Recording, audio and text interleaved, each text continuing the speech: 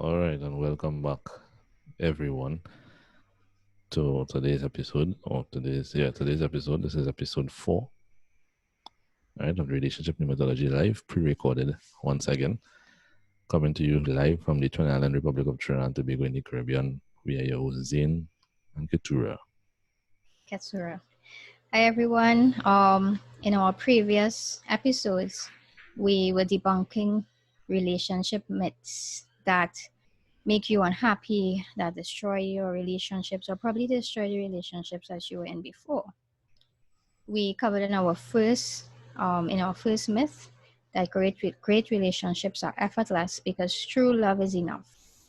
Then we went on to cover to dive a little into getting married or having a baby will strengthen the relationship.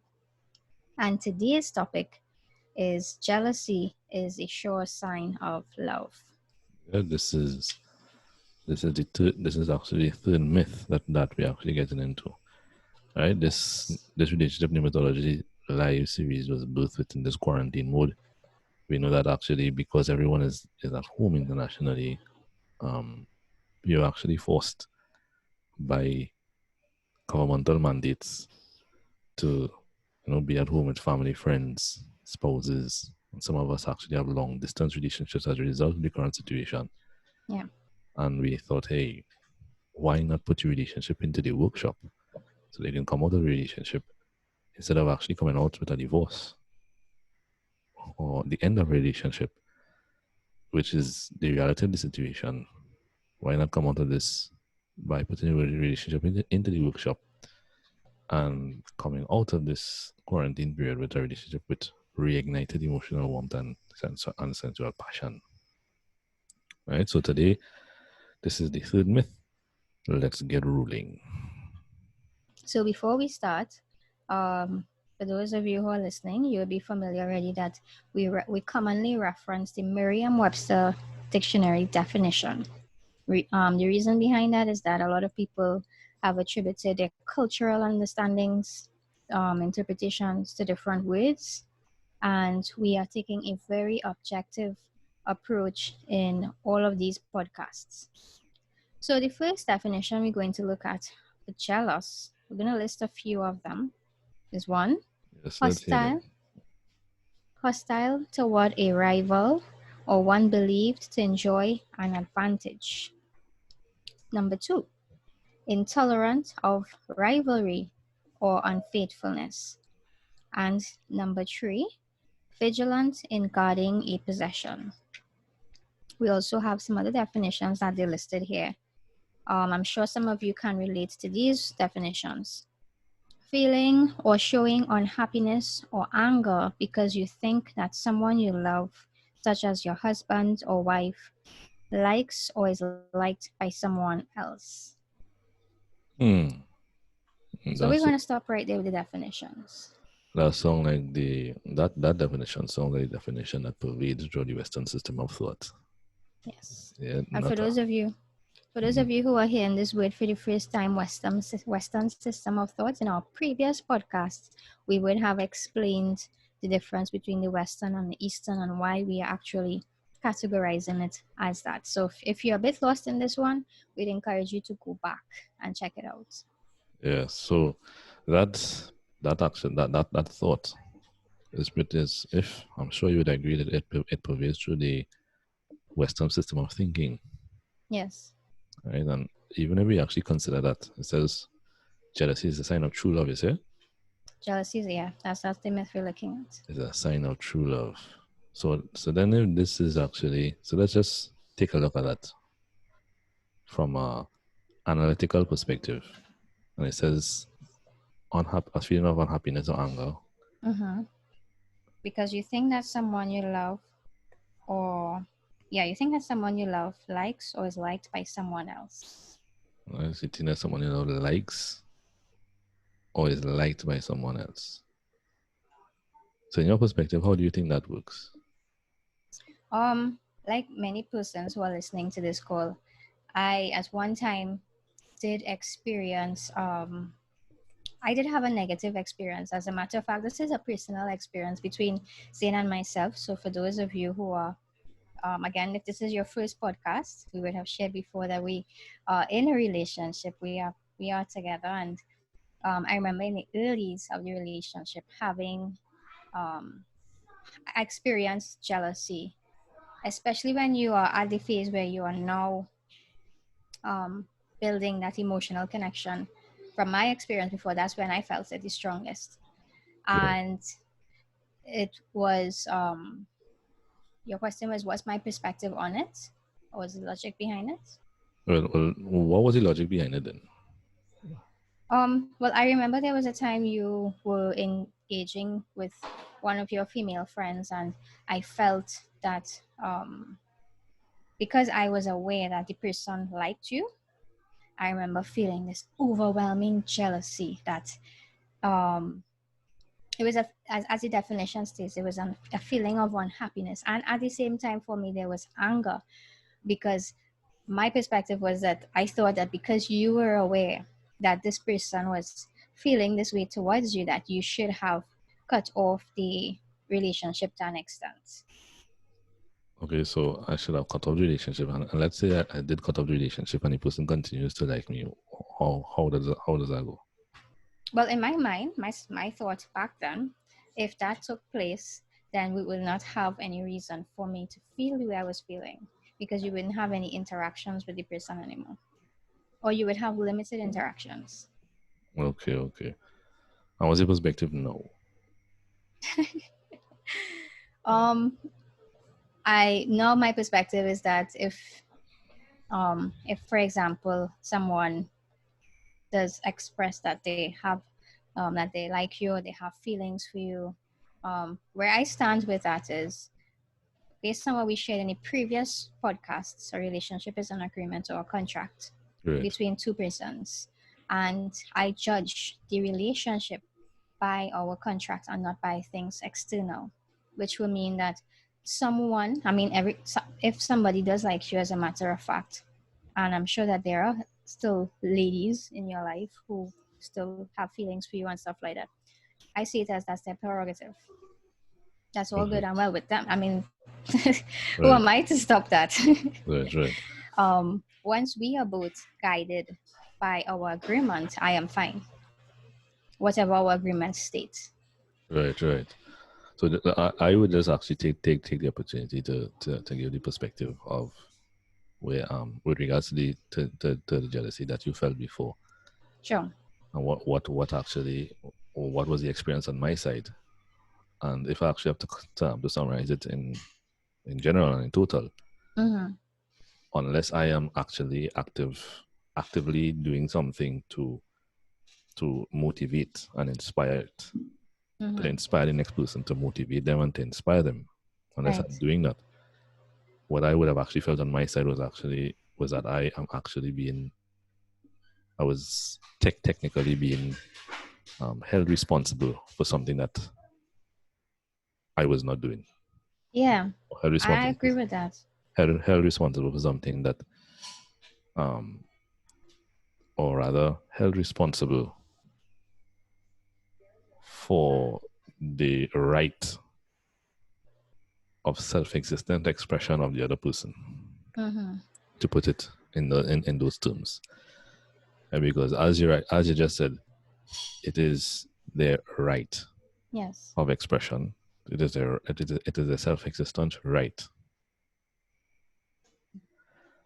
And um, unless I am doing something to inspire it Mm-hmm. or to motivate it, then I felt at that point in time that I was actually being held responsible for their exercise of their prerogative and the existential prerogative. Right. Right?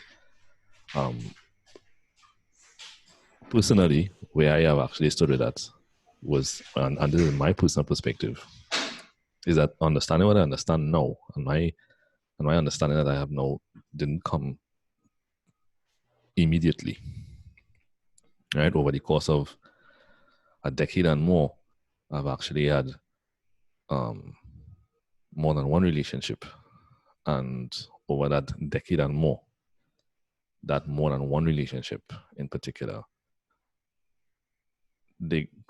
within that period of time, I was learning on seeking the mechanics of relationship.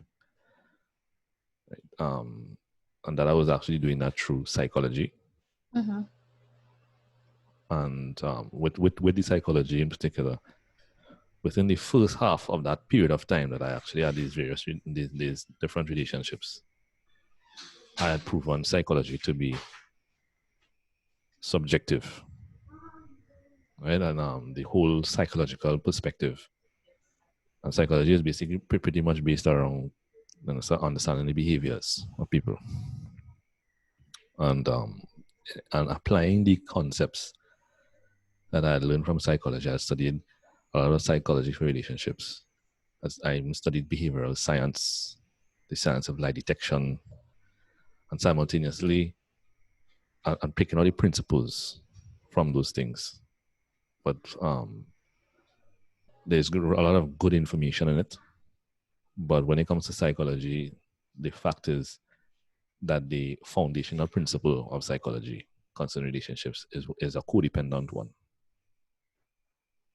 right? And for those and for people who do not know, psychology was actually a branch out of pneumatology, which is exactly where I am now, understanding everything and people from the perspective of the energetic mechanics and then pneumatology. Not the psychology, but the pneumatology. And only within the coming into the understanding of pneumatology did it become very, very clear, right? Because psychology is pretty much studying the behaviors, while pneumatology is actually studying the energy that the behaviors pretty much express. Right. And so my understanding of relationships grew within that period of time. And it grew from exactly what you said that you experienced, Mm-hmm. where you feel threatened. And that's what it really is. Yeah. A sense of feeling threatened, fear of loss Mm-hmm. is what it was, right? And what I identified it to be.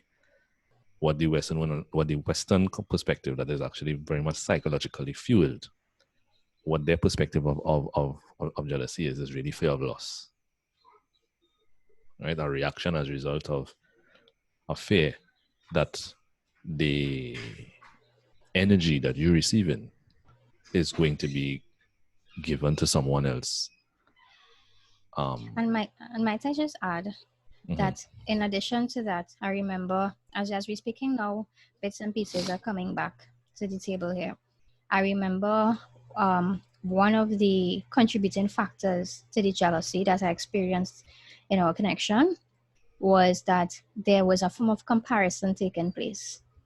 So it eventually reached to the place where I was comparing the time and the type of the activity, the quality of the activity that you would spend with this female friend versus with me. Right.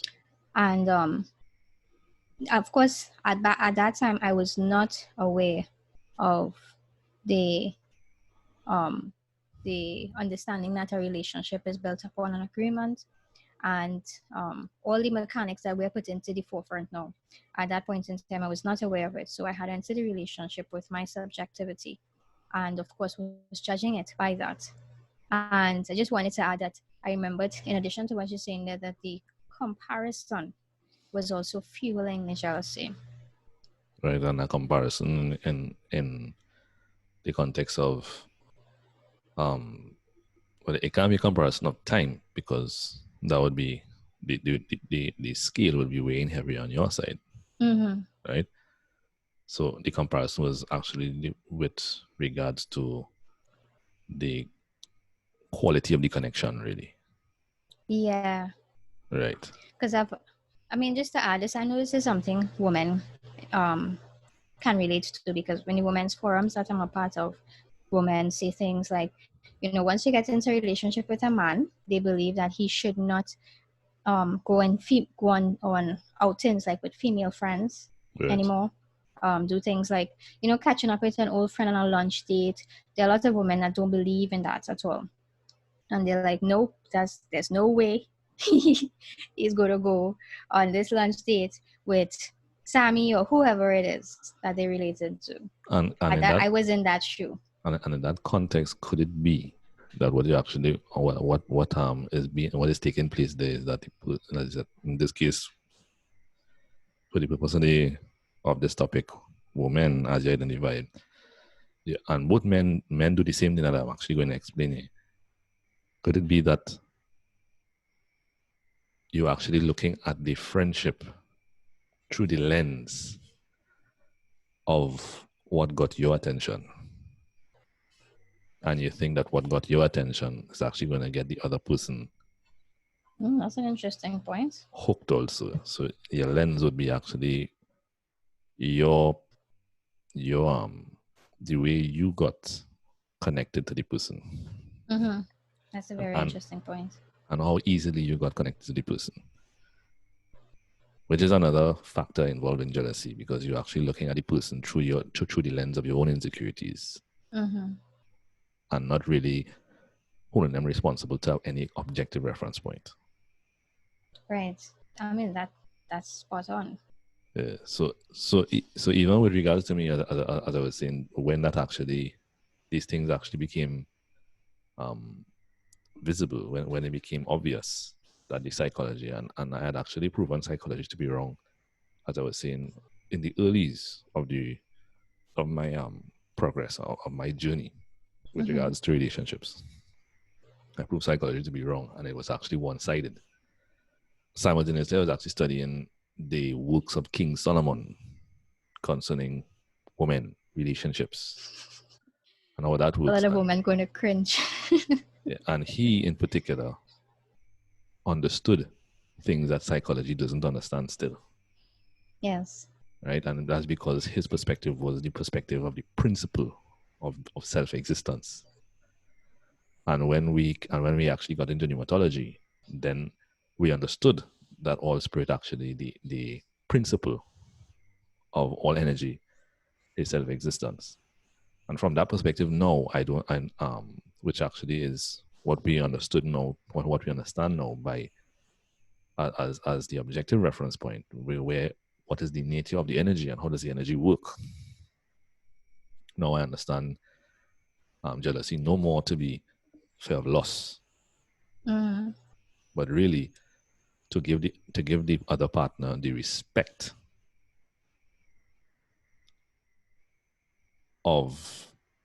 to respect the other partner's right to personal responsibility. So that to respect that with the agreement that has been made and the expectations that have been expressed, that have been taken on as your promises to each other, you give the partner the right to make decisions to respect the agreement. Yes, I fully agree with that. I mean, that's where I stand now. And So, and furthermore, before you say what you're saying there, furthermore, really and truly, when you actually give the partner the right to exercise personal responsibility to regard the agreement and the promises that they have made, it is only at that point in time can you actually see the person's heart. that I was getting to that. That's spot on. So that is the time you should be observing to see what is the person's heart, because they will always make decisions according to what they truly think and feel. And Yes. as far as I understand it now, once they actually do that, the decisions that they make reveal the heart when you give them the right to exercise personal responsibility to the promises that they have made. Then I know what decisions I need to make from there. That's a very intelligent perspective. Because whether I need to actually start a conversation, or is it, well, first of all, there's going to be a conversation.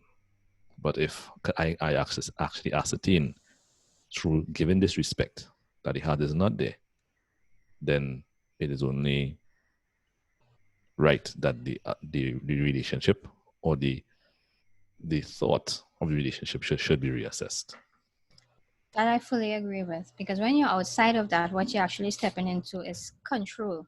Yes. When you try to lay what you think the parameters should be, you're actually stepping into controlling that person. And when you do that, you'll never know what their heart really wants, what their heart is saying. Right. So for women who share the perspective that where they say, well, no, my spouse is not going to go on a date with, or when I say a date, I'm talking about like an informal lunch or something like that, an event or Right. whatever the case was, Yeah. with his lady friend, because they feel like that is going to interfere with their little emotions. Right. What you're doing is putting your spouse in a box. And the moment he gets out of that box, You really don't know what is the heart, or what is the heart of the person if you put them in the box. no, You don't. no, you would never know. You, And I mean, you you should don't. respect. You don't know if there is an opening, whether it would stay with you. Because the saying goes, if you love something, let it go, and if it comes back to you, it's Yes, yours. yes, You don't know if that person actually stay there because they truly in their heart desire to be there, mm-hmm. or if you open that door and they'll bolt out and never return. And that's what most people are afraid of, because number one, there were no expressed expectations, and so you're afraid of that mostly because you do not know if you're really inspiring the person, and you can't Right. know how to inspire the person if they are not expressing expectations. Mm-hmm. And in most cases, people who are afraid of that are usually self-important. They're Yeah, self-centered, obsessed with what they want. obsessed with what they want, and not giving room to what the significant other feels, Yeah, what they're experiencing, what is I've their had experience in a relationship.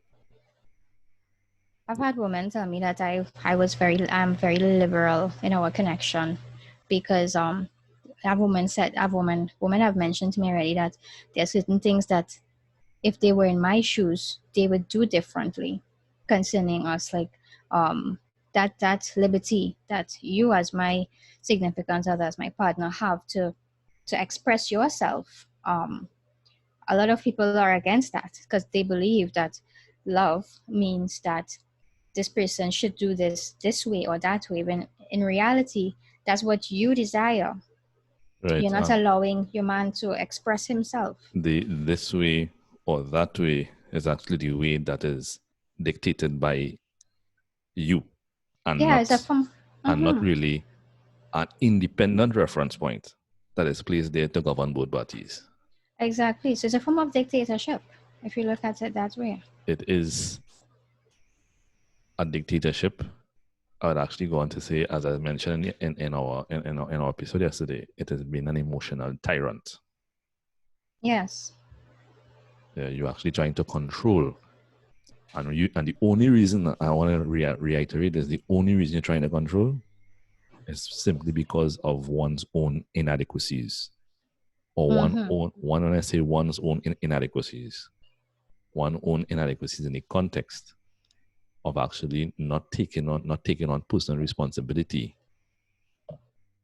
to understand what the other person is experiencing in this relationship. You're self-centered, and it's all about what you think and you feel. If you Yes. actually give the other person room to express what they're experiencing heart to heart, give them the right, respect their right of self-existence and the right of personal responsibility, and actually exercise personal responsibility to understand what you are doing that is causing positive effects. Mm-hmm. What you're doing is actually causing negative effects. Yes. And understanding how to inspire the person, you will not have the need to try to control them. No. That making sense? Yes. Right? Making sense. So it all comes back down to, is your perspective codependent? And most people are actually looking at the spouse through the lens of, as I said, their own insecurities and their own struggles, their own Yes. fields of areas of their life where they feel incompetent, and judging the person through that lens, and the person that they're judging through that lens may not at all have problems in those areas. So you're saying it's basically a lack of like personal responsibility. It If we were is. to sum it up in one sentence. It is. You're actually not exercising personal responsibility for your relationship, so you're afraid fear of loss. Right. Because if you're exercising personal responsibility, you would actually have spent the time to learn what inspires. That makes a lot of sense. Because that's technically taking responsibility off of yourself and throwing it onto the other person and then blaming them for your lack of responsibility. Right. And then telling them that they are mismanaging, but in reality, the person who is mismanaging is yourself. Is yourself. So if you were to put jealousy into a context in relationships, in like a romantic relationship, notice jealousy is not only limited to like male female. So it's like how I felt with you versus another woman being present, but this can extend to family members. There are persons who are jealous of their spouse, with family members, with job, Right. with whatever else, what other external factors there are in their life, with their guy friends, for example. Would you say then that jealousy is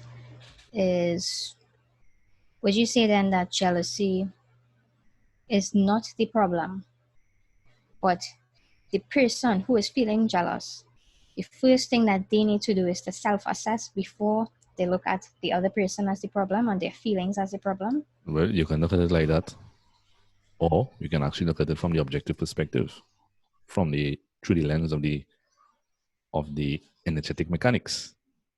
Right? Tell us.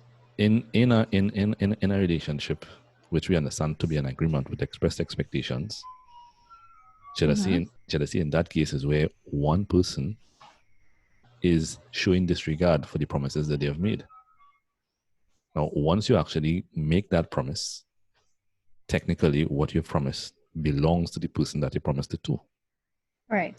So jealousy is actually where you're taking what belongs to them and you give it to, and you jealousy would arise really where, and it will be justified, where what you promised to give to this person, you have actually now disregarding that promise and giving it to someone else.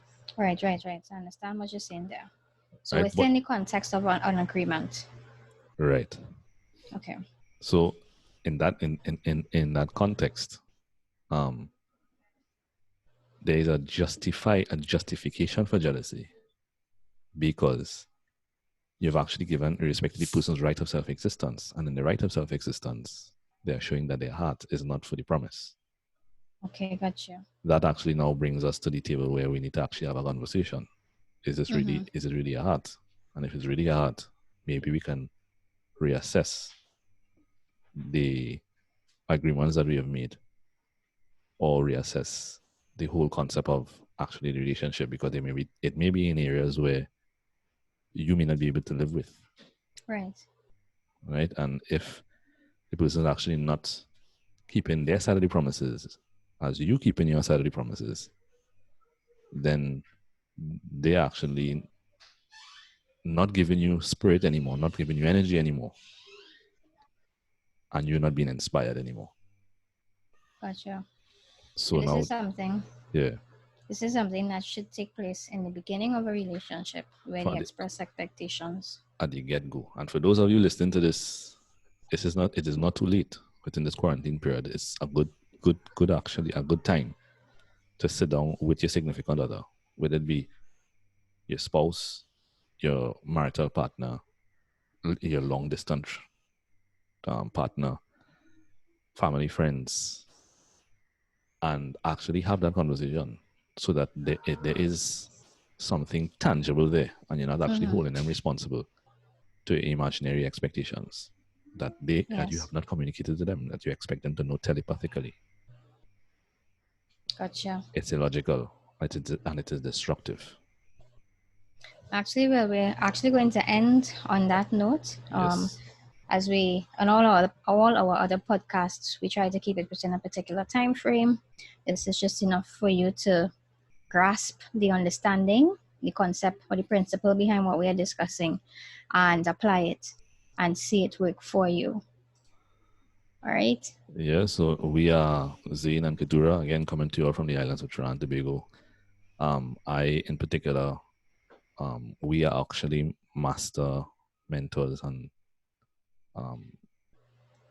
the co-founders of the St. Kitts International Institute of Pneumatology, where we teach the energetic mechanics. And I'm also a relationship pneumatology coach, right? So hit the link above in the description if you actually want to get involved in group coaching or even one-on-one coaching. And this is actually for singles also, because you may have been in relationships where they're constantly crashing and you don't know why. Yeah. This would actually help you. This would actually not only help you in your future relationship, but help you reassess your perspective and become a person that inspires people to want to your partner to want to be with you and not to run or feel oppressed, and actually keep you from being oppressed. Because once you understand the mechanics, then you understand what is actually oppression and toxic, and what is toxic, and how and actually what and how to stay away from it, and how to stay away through people that are actually labeled narcissistic. How to not be narcissistic and how to actually stay and to govern your connection with people who may fall into that category of narcissism, those that are self-centered and assume emotional importance. All right, so blessings and much love. This is episode 4. We hope that this has actually been useful to you. Stay tuned. Check the description for 7-day challenge and also for the link if you want to get involved in group coaching or one-on-one coaching in particular. And stay tuned tomorrow. We'll be dropping episode 5. Blessings topic tomorrow. Blessings and much love.